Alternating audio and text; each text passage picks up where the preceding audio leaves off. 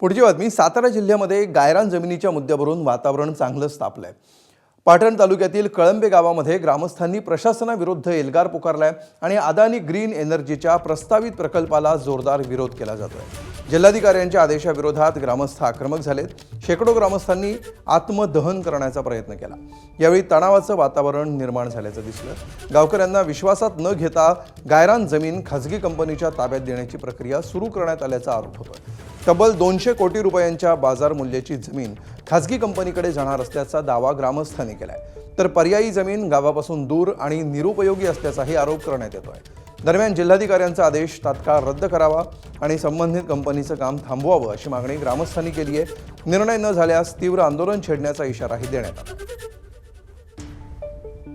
ग्रामस्थांना विश्वासात न घेता त्यांनी जे गायरान कळंबे आहे त्या गायरानाचा GR काढला, तो सगळा मनमानी कारभार होता। या गायरानमध्ये मला तर वाटते की काहीतरी मोठा घोटाळा झालेला आहे।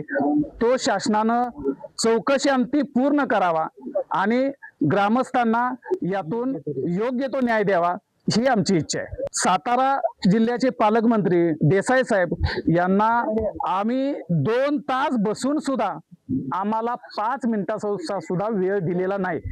मग आम्ही पालकमंत्र्यांच्या वरती किती विश्वास ठेवावा। एबीपी माझा, उघडा डोळे बघा नीट।